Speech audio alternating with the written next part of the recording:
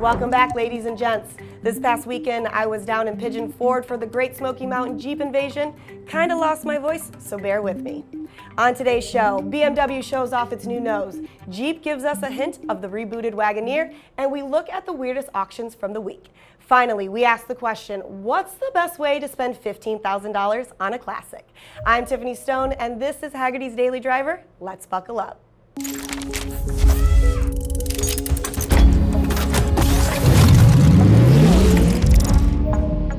I hope everyone had a great weekend, and as you can tell by my voice, I did. Because today we're going to start off with a little bit of controversy. Behold, the new BMW M4. Not since Jennifer Grey have so many people had opinions about a schnoz.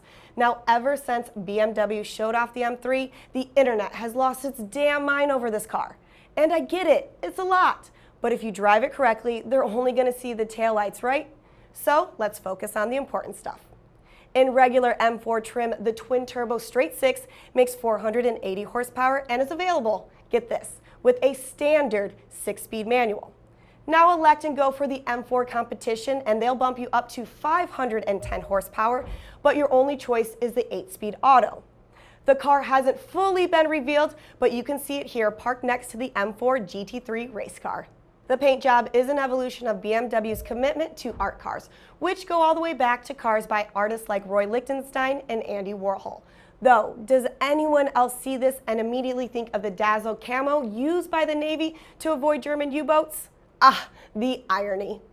And speaking of snouts, Jeep just showed off the nose of their new Wagoneer. That's right, the Jeep Wagoneer is back. Ford may be trying to crash the Wrangler party with its Bronco, but Jeep is setting its sights on Ford's big SUVs with the new Wagoneer. The truck maker released 2 photos of the upcoming vehicle. One obviously shows a very intricate grille. The other, well, we think it's the interior rotary knob, but it also might be a Dutch nightclub for ants.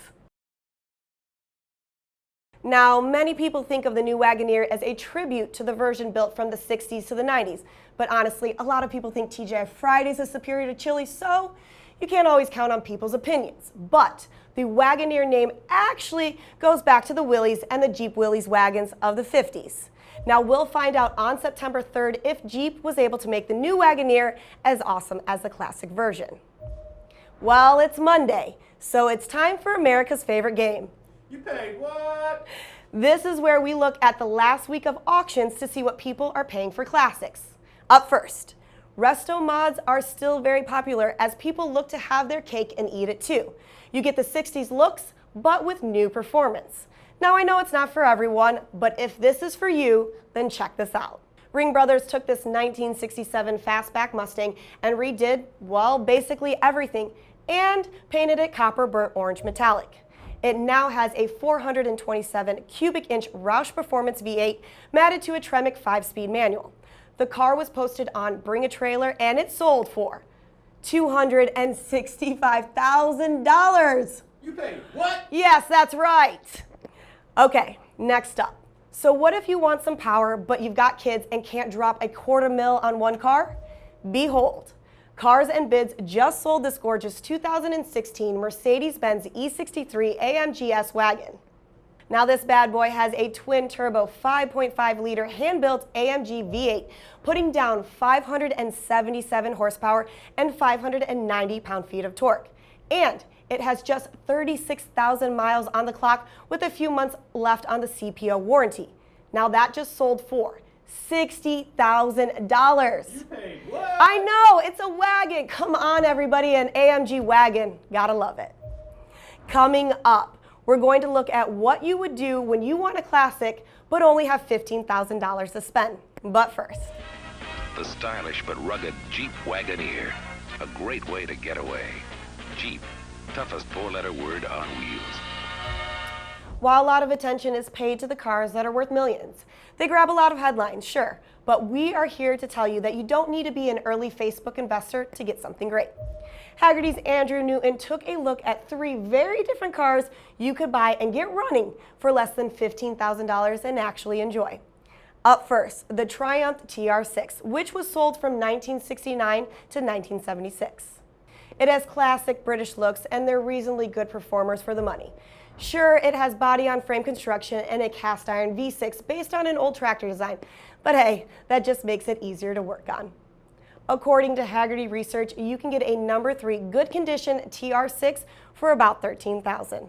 But what if you want something a little bit more rad? Well, Andrew found it. How about the mid-90s Ford F-150 SVT Lightning? It was one of the first 2 vehicles from Ford's Special Vehicles team. SVT took a regular cab short bed F-150 and threw in the 351 Windsor V8 from the larger F-250.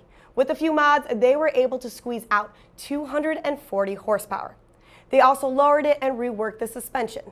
The final product includes a unique body-colored grille, some very 90s neon lightning decals, and 17-inch aluminum wheels. With a median price of just over $10,000, it's definitely a sweet deal. And finally, for just a little bit more money, you can grab one of these. The late 70s, early 80s BMW Coupe or Shark Nose, or E24. But whatever you call it, it's a beautiful German GT with some real performance. The one to get, assuming you can't afford the M version, is the 633 CSI. Now expect to pay somewhere around $11,700 for this beauty. Just make sure to get it checked out because, as they always say, there's nothing more expensive than a cheap German car. Now, what's the best classic you can get for less than $15,000? Let us know in the comments. Well, that's all for today, but I'll be back tomorrow with more car news and probably a better voice. But until then, keep driving.